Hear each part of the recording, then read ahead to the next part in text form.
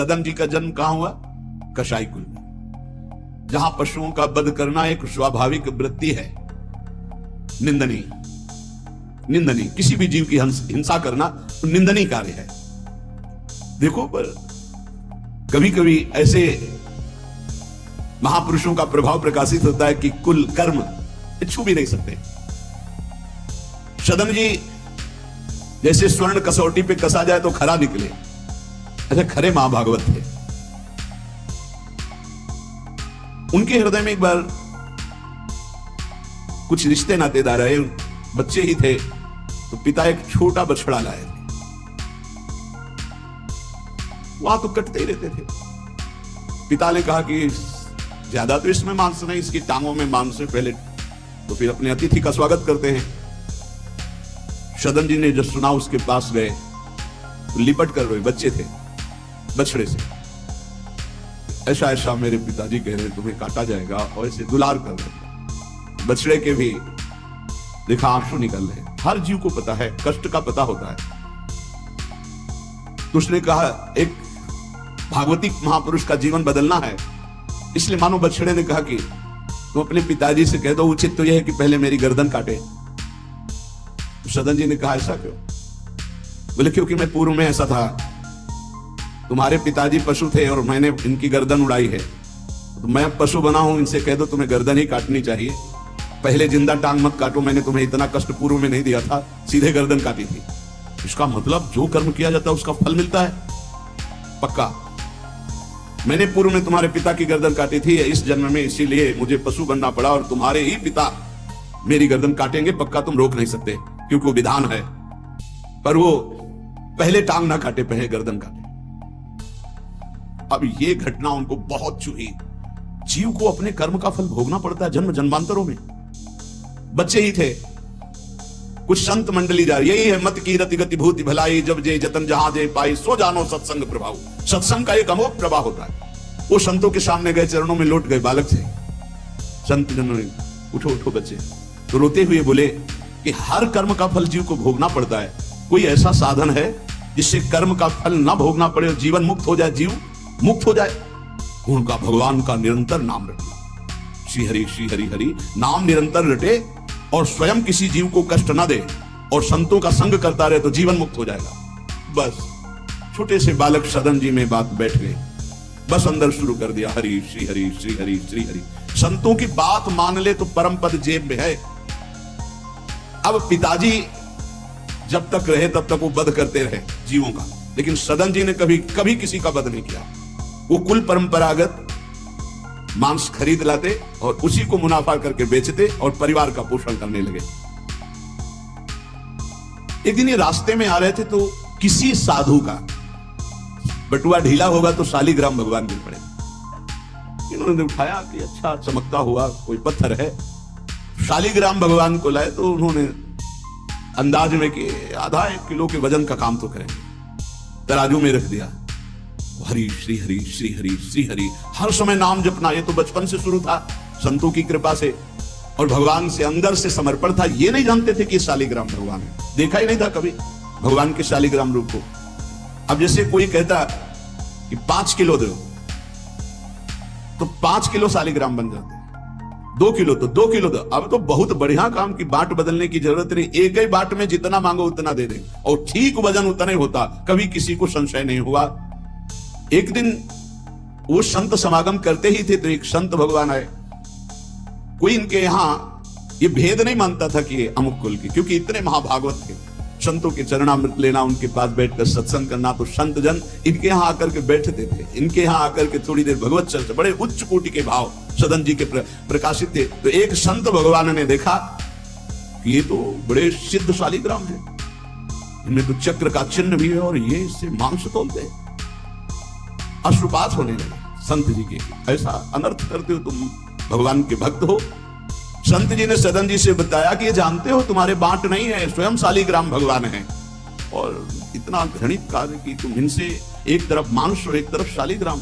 बड़ी बड़ी उनको व्यथा हुई। सदन जी ने कहा मुझे कुछ पता नहीं, मैं नहीं जानता, मेरे लिए तो ये बहुत सिद्ध बांट है, मैं जितना ग्राहक मांगता है उतना ही, आधा किलो तो आधा किलो, 5 किलो तो 5 किलो बन जाते हैं।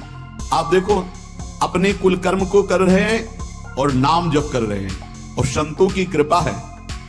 तो देखो कि अचानक रास्ते में भगवान शालिग्राम जी मिले थे। उन्होंने कहा अगर ये भगवान है तो आप ले लो, हम तो सेवा पूजा कुछ जानते नहीं, आप इनको ले जाओ। संत जी ले गए और देखो ये हृदय में बैठा लीजिए, संत मिले मतलब आखिरी जन्म हमारा है। विश्वास अगर कर ले, पक्का समझ लीजिए ये तुम्हारा विश्वास काम करेगा। इस घोर संसार सागर में जो हम डूब रहे हैं, तो भगवान भेजते हैं ब्रह्मवेत्ता संत महापुरुष का समागम, और जहां संत मिले तो आखिरी जन्म समझो इस संसार समुद्र से पार होने के लिए सुदृढ़ नौका संत समागम है। संतों के चरणों का सानिध्य मिला तो देखो सदन जी हरिनाम जपने लगे, सदन जी के हृदय में संतों की प्रति प्रियता बढ़ी, शालिग्राम भगवान मिल, सब बानक बन जाता है। अब संत जी शालिग्राम भगवान को ले गए, एकांत में जाकर के भगवान का पंचामृत से अभिषेक किया और इसके बाद वेद की स्तुति की। पुरुष शीर्षा पुरुषा सहस्राक्षा सहस्रपाद, भगवान को बिल्कुल अच्छा नहीं लगा। देखो भगवान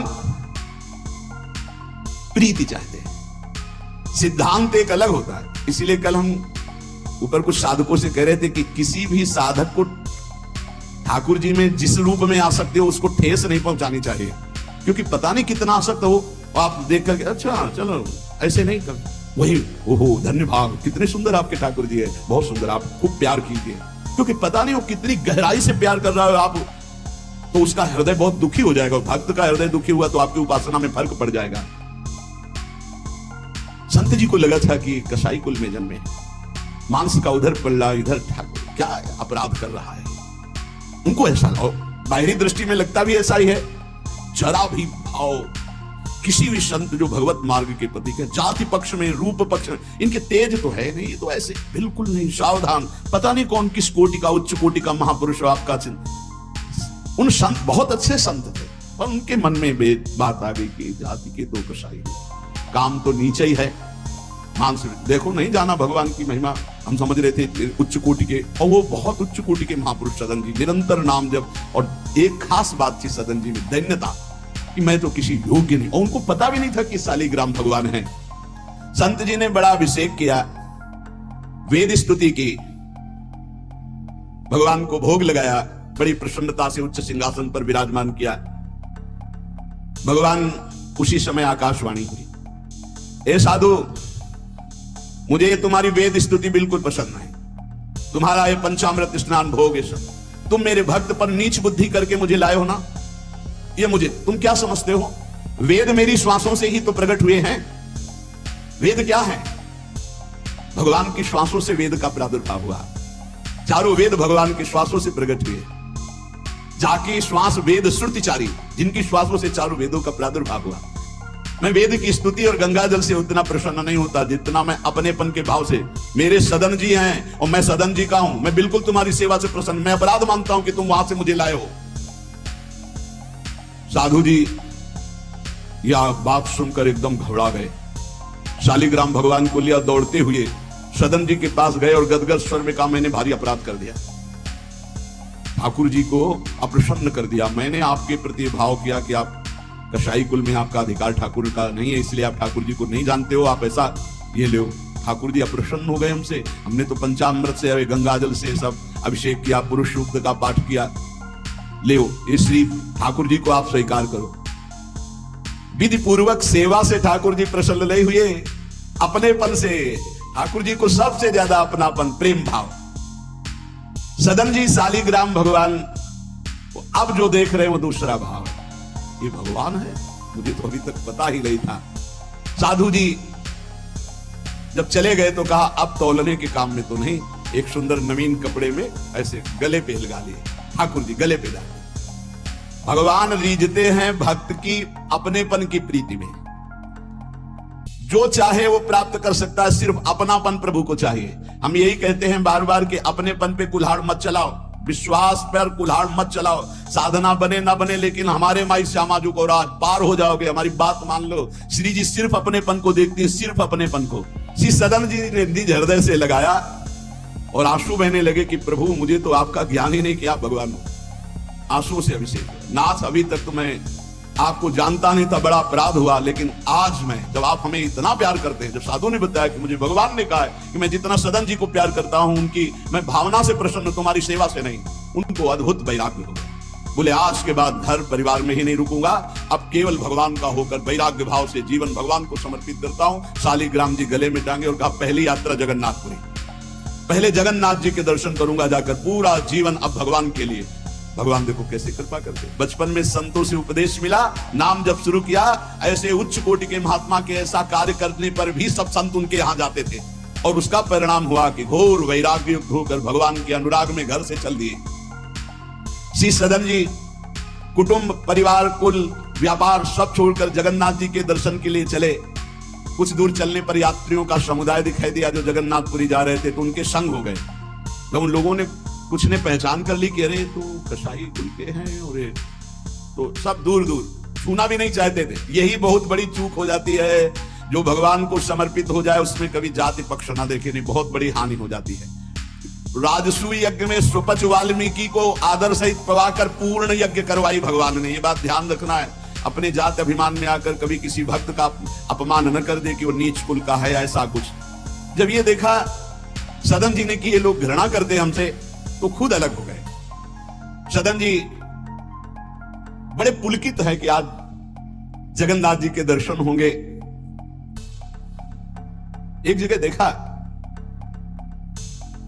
गौएं पानी पीने के लिए लालायित हैं, एक आदमी बाल्टी से पानी निकाल तो गौओं को डंडा मारने लगा। सदन जी ने कहा क्यों, पानी क्यों नहीं पीने देते? बोले इतना गहरा कुआं है, घसीटने से हमारे हाथ दर्द होते, अपने घर के लिए ले जाएंगे कि इनको पिलाएंगे?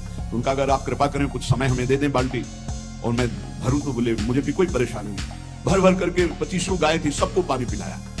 शाम हो गई, पानी खींचने में पिलाने में समय लगा, तो उन्होंने सोचा गांव में भिक्षा मांग लेते हैं और आज रात्रि कहीं एकांतवास कर लेते हैं, सुबह जगन्नाथ जी के दर्शन करेंगे।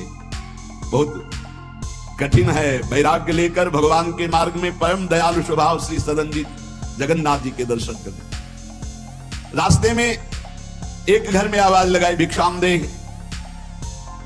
भगवान की लीला, एक स्त्री निकली भिक्षा ले, देखा रूप, तो जो भगवान का नाम जब करते हैं, भगवान आश्रित होते हैं, उनका रूप अलौकिक होने लगता है। एक दिव्य आकर्षण होता है जो सबके चित्त को आह्लाद प्रदान करता है, क्योंकि आनंद स्वरूप भगवान का निरंतर चिंतन होता है। उसके प्रभाव से मुखाकृति में एक अद्भुत लावण्य, एक अद्भुत आकर्षण होता है।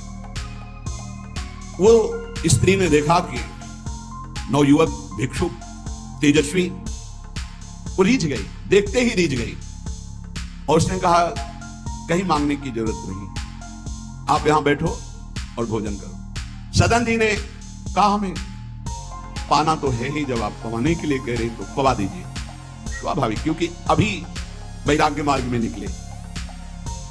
उस स्त्री ने प्रार्थना की, भोजन बना के पवाया और कहा प्रभु यदि आज रात्रि ही विश्राम कर लें तो आपको क्या, सुबह जगन्नाथपुरी चले जाइए। आपने उस स्त्री के विशेष आग्रह को स्वीकार करके उसके घर में शयन करना स्वीकार कर लिया। जब उसके पति सो गए तो रात्रि में उठ करके आई और आपके पास आकर बोली कि मैं आपको देख करके काम से पीड़ित हो चुकी हूं, अतः आप मुझे स्वीकार कीजिए और मैं सदा सदा के लिए आपके साथ के लिए चल दूंगी। सदन जी ने कहा यदि तू मेरा गला भी काट डाले तो भी मैं तुझे स्पर्श नहीं कर सकता, क्योंकि तेरा पति है। अच्छा, उसने गलत अर्थ ले लिया। उसके भाव में आया कि अगर पति है तो ये स्पर्श नहीं करेंगे, अगर पति ना हो तो स्वीकार कर लेंगे। कुआ मदांधो मदना तुरोवर, अंधों में भी अंधा कौन है? बोले जिसमें काम जागृत हो जाए। वो ऐसे काम से व्याकुल हो गए कि सोते हुए अपने पति का बिल्कुल भी प्रियता न रखते हुए गला काट दिया और आकर बोली सदन जी से अब मुझे स्वीकार करो, आपको पति का भय था ना, गला काट दिया। सदन जी ने कहा कि तू कितनी नीच है, जब तू अपने पति का गला काट दिया तो तू कितनी नीच है, इतना सोचा है? वैसे ही मैं तुझे स्पर्श नहीं करता, अब तो तुझे देखना भी नहीं। तो स्त्री ने कहा मुझे ऐसा मत समझो कि मैं तुम्हें भी बख्श दूंगी, तेरे कारण मैंने अपने पति का गला काटा है, तो फिर तू भी नहीं बच सकता। तो सदन जी ने कहा क्या कर सकती हूँ? तो उसने कहा मुझे स्वीकार करो, नहीं उच्च स्वर से अभी हल्ला मचाती हूँ। माया का विचित्र तांडव, और मैं जोर जोर से सबको कहूंगी कि ये मेरे साथ गलत करना चाहता था, मैंने रोका, मेरे पति ने रोका, मेरे पति का गला इसने काट दिया, इसलिए अभी कहती हूं मैं आजीवन तुम्हारे साथ रहूंगी, मुझे ले चलो। सदन जी ने कहा गला कटवाना बर्दाश्त है, लेकिन स्पर्श नहीं कर सकता। ये सब चूकों की चूक का पूर्ण आहुति, इससे पूर्णता हो गई। मैं धर्म के विपरीत नहीं चल सकता, तू चाहे मेरा गला तू काट दे या समाज से कटवा दे। सदन जी भगवान के भक्त थे, भोले भक्त थे भगवान के, ज्यादा बुद्धि नहीं लगाते हैं, नहीं तो रुकना ही नहीं चाहिए था, या उसी समय भाग जाना चाहिए, भागना चाहिए था। वहां बैठ करके उपदेश नहीं, जब ऐसी घटना है तो भागना चाहिए था। जब वो कि प्रश्न करने के बाद जब सदन जी ने कहा कि तुम्हारा पति है, तुम ऐसा कैसा दुराचारपूर्ण भाव रखती हो, तुम मेरा गला काट दो तो भी तुम्हारा स्पर्श नहीं कर सकता। अब तो उसने देखा कि ये हल्ला मचा दिया, दौड़ो दौड़ो, देखो ये ऐसा ऐसा। आप गांव के लोग इकट्ठा हो गए, तुरंत बंदी बनाए गए सदन जी। वहां कौन सुने सदन जी? कौन सुनता है? भीड़ में कोई सुनता है? कड़ा शासन बादशाह का था, उनके सामने पेश किया गया। जब सामने बादशाह के पेश किया गया सदन जी को, पूछा गया इससे क्या दोष है इनका? बोले साहब ये हमारे प्रति गलत भाव रख रहे थे, मेरे पति ने मेरी रक्षा की, इन्होंने पति का वध कर दिया, फिर मेरे साथ तो मैंने हल्ला मचा दिया, फिर ये बंदी बनाकर आपके सामने ले गए। सदन जी से पूछा तो हंस दिया, उस स्त्री की तरफ देख के हंस दिया कि भगवान क्या लीला करना चाहते हो। और सदन से पूछा तुमने ऐसा किया? तो बोले जो ये कह रही वही सत्य है। उन्होंने विचार किया कि जन्म जन्मांतरों में हमारे कोई पाप हैं जिनका निस्तार भगवान करवाना चाहते, नहीं तो ऐसा क्यों लीला करते। उन्होंने कहा जो ये कह रही है वही बात मानी जाए। सहम गई स्त्री, ये है क्या? वो भक्त को क्या जाने, विरोध नहीं किया सदन ने, यह धैर्यवान भगवान के भक्त का। उन्होंने कहा जो ये कह रही है, क्योंकि जो ही प्यारो करे सोई मोहि भावे, जो ये कह रही बलिहारी है इन महाभागवतों की जो भगवान के लाडले हैं। माया पर विजय प्राप्त करके दिखा दिया इन्होंने कि चाहे जितना सताओ, हरि के भक्त में ना हरि से प्रश्न है और ना सामने वाले पर कोई शिकवा शिकायत, दोनों हाथ काट लिए गए, मुक्त कर दिया गया। इसलिए कि वैष्णव है, भगवत भक्त है, अपराध बन गया तो हाथ काट लिए गए, उनको जेल आदि नहीं, भगवान के शिष्य। अब रक्त शराव हाथों से हो रहा है। जय जगन्नाथ, जय श्री हरि, जय श्री हरि। यात्रा नहीं रुकी जगन्नाथ जी की। जगन्नाथ जी ने तत्काल अपने पार्षदों से कहा मेरे महाभागवत सदन जी आ रहे हैं, तुरंत पालकी लेकर जाओ और उनको बैठाल के लाओ। जगन्नाथपुरी में प्रवेश ही किए थे कि पालकी लिए हुए पार्षद दौड़े, कौन से सदन जी हैं, सदन भक्त किनका नाम है? तो उनका सदन तो इस अधमदास का नाम। पालकी पे बैठो जगन्नाथ जी, अरे उनका कैसे पालकी, भगवान की भेजी पालकी में, पालकी को साष्टांग दंडवत किया ऐसे कि भगवान की नहीं, जबरदस्ती भगवान के पार्षदों ने उठा के पालकी में, जय जगन्नाथ। सदन जी सोच रहे कौन सी लीला है, वहां हाथ कटवा रहे, इतना बड़ा सम्मान कि किसी को नहीं मिल सकता। जगन्नाथ जी के पार्षद पालकी लेकर जब जगन्नाथ जी के सामने गए, आंख में आंख मिलाई और कहा प्रभु इच्छा तो थी कि हाथ जोड़कर आपको, पर अब हाथ ही नहीं, तो ऐसे ही जीव किया तो जैसे स्वप्न में दुख मिला था जागते ही खत्म हो जाता है, ऐसे ही कोई पीड़ा नहीं, कोई हाथ कटे नहीं, पूरे नवीन हाथ और साष्टांग भगवान को दंडोत। भगवान ने कहा कि तुम हमारी कसौटी में पास हुए, जाओ तुम्हारे द्वारा इस जगत में भक्ति का विस्तार हो। जो तुम्हारे लीला चरित्रों का गायन करेंगे, जो तुम्हारे भाव, तो तुम उनके अंदर भी जैसी तुम्हारी सामर्थ्य भक्ति की, वैसी भक्ति की जागृति हो।